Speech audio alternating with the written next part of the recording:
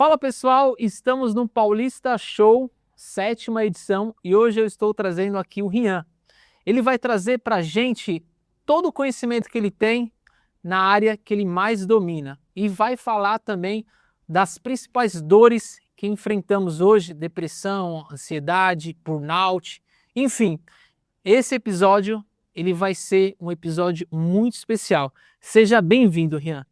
Muito obrigado, Vinícius, pelo convite. Acho que vai ser uma noite muito construtiva. Legal.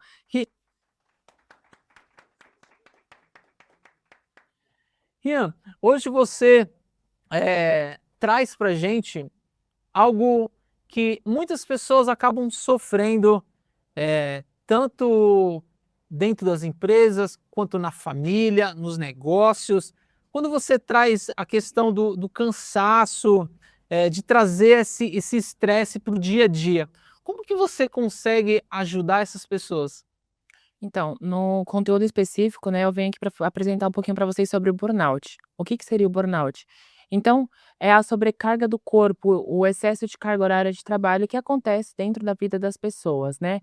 Muita gente pergunta, Rian, qual que é a diferença do cansaço para o burnout? O cansaço é aquela coisa que quando você dorme, você descansa, você tira uma férias, você se sente mais tranquilo. O burnout ele já é um excesso de carga horária, né? Então, é considerado uma síndrome, a síndrome de burnout. Então, independente do quanto que a pessoa durma, do quanto que a pessoa descansa, ela já acorda cansada, ela já acorda exausta, a irritabilidade fica um pouco maior, né. Então, como que a psicoterapia ela pode ajudar no burnout? Então, a pessoa conseguir impor limites, conseguir, lidar melhor com as delegações de funções dentro das empresas, né. Porque hoje a gente vive num grande problema, onde as empresas acreditam que os colaboradores são máquinas, a gente vive um processo de pejotização, né. Então, onde os colaboradores eles perdem os direitos, né, trabalham via CNPJ, como se fosse um empresário dentro de uma empresa, e ele não tem uma carga horária correta de trabalho, então acaba levando demandas para dentro de casa e com o passar do tempo acontece a questão de desenvolver o burnout. E hoje a questão do burnout, ela traz para a empresa algo negativo também, acaba mexendo com a produtividade da empresa, né? Com certeza, as pessoas as empresas elas precisam entender que ser um bom profissional não é estar produzindo sempre, mas é estar produzindo com qualidade. Uma pessoa cansada, uma pessoa que não conseguiu ter um sono ideal, que não está dentro de um ambiente que se sente confortável, ela não vai produzir de uma forma correta. Hoje, qual que você acha um ponto que as empresas precisam olhar com mais atenção para os funcionários? Eu acho que sobre a saúde mental, a conscientização do colaborador, impor metas que sejam viáveis para o colaborador alcançar, ter um ambiente mais agradável, né, com menos competitividade, onde o gestor consiga acompanhar de perto o colaborador. Então, realmente, para as empresas conseguirem fechar parcerias, às vezes, com algum psicólogo, agora também tem uma lei que está muito em cima, que já está para sair, que é a NR1. Então, que as empresas comecem a enxergar os colaboradores como seres humanos e não como máquinas de produção. Você consegue trazer para a gente um caso de algum funcionário que chegou ao limite desse burnout? Olha, acho que eu posso me usar como exemplo Vamos lá. em uma empresa que eu já trabalhei, não vou falar nomes, mas eu trabalhava como acompanhante infantil. Então, eu fazia a terapia ABA com crianças que tinham autismo e outros tipos de transtornos, né. Eu estava durante a universidade ainda, então de manhã eu estava na universidade e à tarde eu estava no trabalho, né. Então eu não tinha um acompanhamento ideal, uma supervisão ideal, e era muita cobrança, muita cobrança, muita cobrança, e com o tempo você não consegue se desligar do ambiente de trabalho. Você está dentro do ambiente de trabalho, sobrecarregado, você sai, e você sai pensando sobre coisas que acontecem dentro do trabalho. Então, no meu caso, o excesso de carga horária de trabalho, o excesso de cobrança me fez desenvolver burnout. Então, eu não conseguia dormir bem, eu não passava um dia bem, e isso afetou muito a minha vida. E hoje você acredita que as pessoas estão enfrentando essa doença sozinho ou elas estão buscando ajuda profissional? Olha, hoje já se fala muito mais do que há anos atrás sobre o burnout, mas ainda é algo que não é tão falado quanto deveria. A minha atuação no caso, eu sou um psicólogo que eu sou mais focado no público masculino. E aí entra um grande tabu, onde o homem não sofre, o homem não chora, homem não tem que ter sentimentos, né. Então isso é uma coisa que é imposta pela sociedade há muitos e muitos e muitos anos. Então, às vezes o homem ele está passando ali por um processo de burnout, está ansioso e ele mesmo se recusa a buscar ajuda, porque ele foi ensinado que homem não chora, que homem não sofre, que homem não sente cansaço. Então, isso vem melhorando um pouquinho, a busca é um pouco maior, mas ainda é uma pauta que precisa ser muito desenvolvida. E na sua visão, para melhorar a questão emocional dentro da empresa, você acha que o RH ele precisa ter um conhecimento específico para ajudar os funcionários? Com certeza, tanto o RH quanto os gestores também, né, o RH, as pessoas acreditam muito que o RH é o departamento que cuida de todo mundo, de todas as funções. Não, gente, o RH que muita gente confunde RH com recrutamento e seleção, mas no final acaba sendo um braço do outro, mas o RH ele cuida de folha de ponto, ele cuida de questão de compliance da empresa, recrutamento e seleção, folha de pagamento, exame demissional, todas essas funções. Mas eu acho que, além do RH, os gestores também precisam ter treinamentos para saber como lidar com o funcionário, qual que é a forma que eu lido com o meu funcionário, qual é o tato que eu devo ter com o meu colaborador. Então eu acho que a introdução precisa começar com o gestor, que é quem realmente atua na ponta. O RH não tem tanto contato com o colaborador na maioria das empresas. E quando um caso bem específico do gestor não ter esse conhecimento, você acha que ele pode buscar esse conhecimento para tratar os funcionários de forma mais, digamos assim, ética? Onde que ele busca esse conhecimento? Olha, ele pode buscar através de mentores, através de cursos, né? Muito geralmente, gestores eles são formados em administração, né? Então ele pode buscar uma pós-graduação, um curso de atualização, não só como na administração, mas em qualquer área. As pessoas elas precisam continuar se capacitando porque o mundo muda, né? Há 5 anos atrás, 6 anos atrás, ninguém sabia o que que era IA. E hoje a IA está dominando o mercado de trabalho, está dominando o mundo, na verdade. Então, os profissionais precisam começar a se atualizar. Então, fazer busca por cursos. Existe até alguns cursos que eles são gratuitos na questão de gestão de pessoas, várias fundações, elas fazem esses cursos para as pessoas conseguirem se profissionalizar. Então eu acho que o gestor brasileiro, ele precisa começar a buscar capacitação.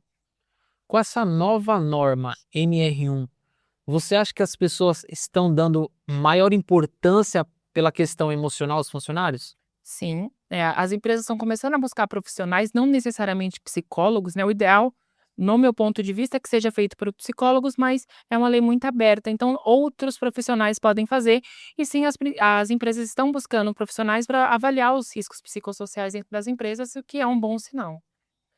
E você acha que para melhorar essa, essa questão emocional dentro das empresas, os próprios funcionários, eles precisam também trazer recursos de casa, às vezes é uma comunicação melhor dentro de casa, é uma orientação fora para dentro das empresas, porque o que vemos é que muitas pessoas passam por situações dentro de casa e trazem essa situação dentro da empresa, e a cobrança de ambos os lados traz essa questão de burnout.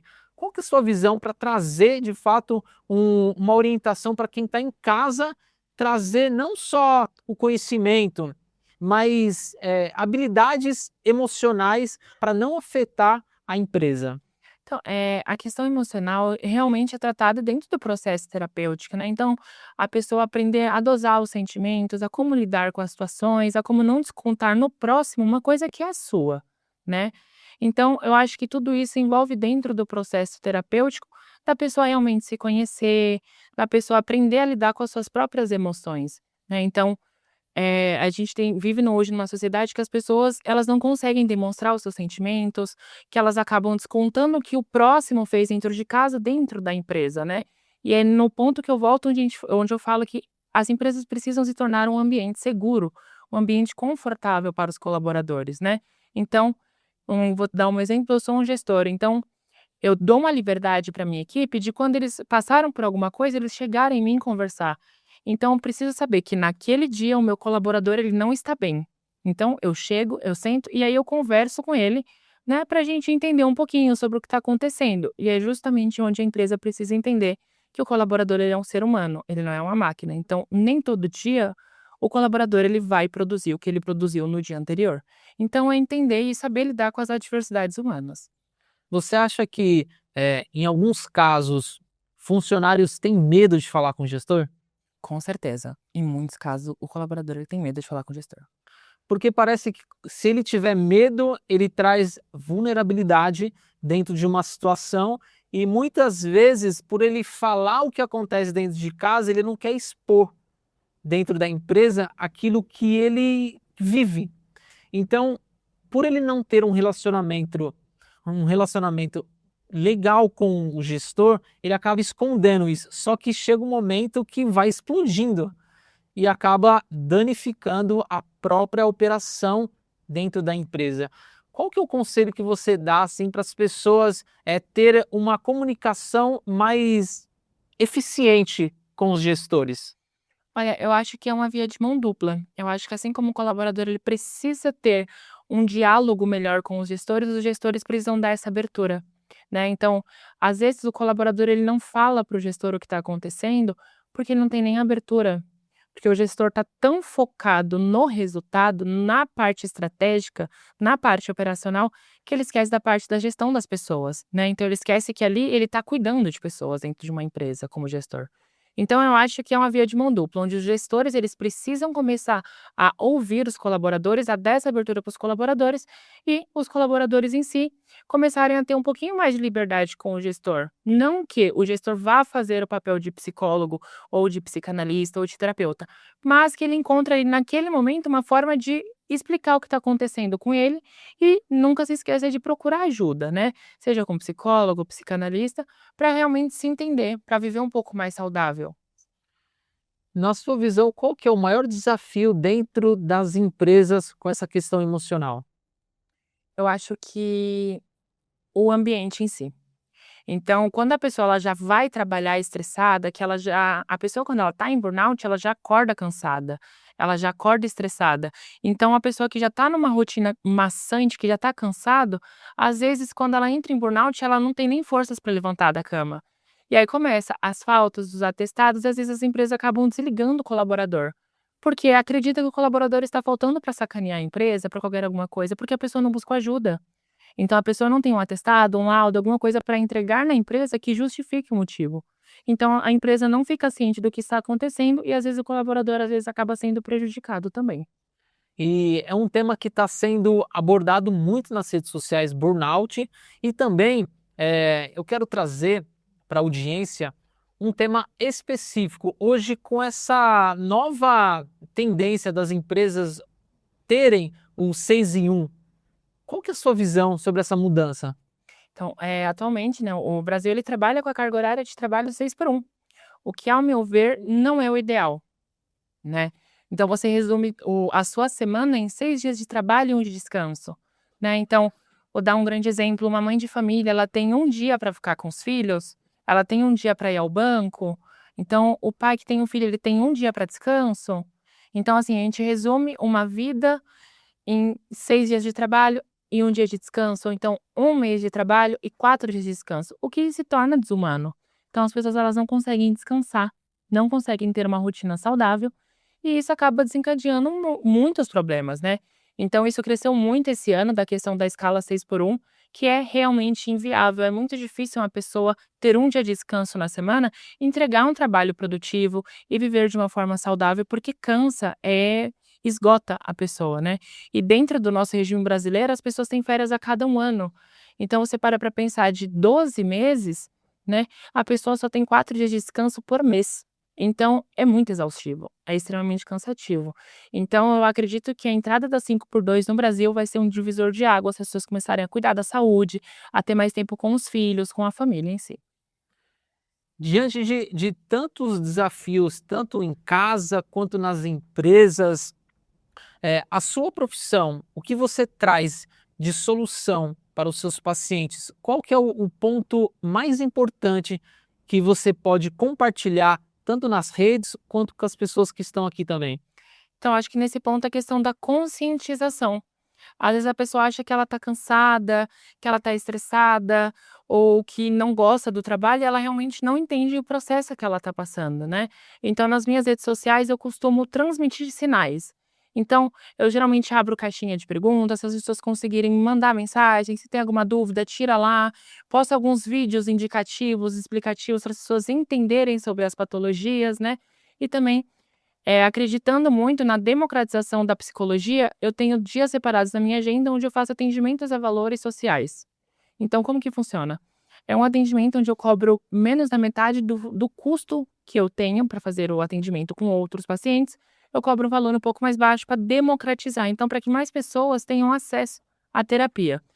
Um dos meus planejamentos daqui a algum tempo é que eu consiga separar 1 ou 2 dias da minha semana também, somente para esse tipo de atendimento e para atendimento gratuito para as pessoas que não têm condição. Então, para realmente democratizar o atendimento terapêutico. Hoje o seu atendimento, ele é 100% online ou é presencial? Eh, 90% dos meus pacientes são atendidos no formato online, porque não são de São Paulo, mas eu também tenho meu consultório próprio, que fica aqui próximo realmente da Avenida Paulista, fica na Avenida do Paraíso.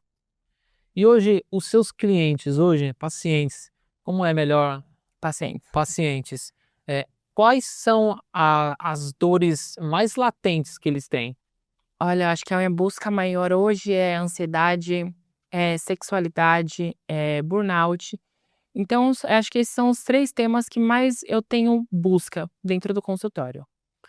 E a solução que você traz para eles é bem personalizada, tipo, um acompanhamento mensal, trimestral? Como é que funciona para dar uma alta para um paciente? Totalmente, nenhum atendimento é igual ao outro, porque é a diversidade humana, né, então a sua dor não é a minha dor. Então o atendimento é personalizado, eu só trabalho com atendimento semanal, então eu tenho encontro seja online ou seja presencial com a pessoa, toda semana, né. A alta eu não consigo estimar um tempo, né, eu não consigo te compreender o que que o paciente tem sem antes eu entrar dentro do processo, eu compreender as dores, eu compreender o que que ocasionou isso, como que ele lida, então a alta ela é uma coisa que ela vem, mas inicialmente não tem como estipular o tempo, né. A gente não sabe o quanto tempo demora a cura humana. Não vou nem dizer a cura, mas o quanto tempo você vai demorar para se adaptar, para você aprender a lidar com isso.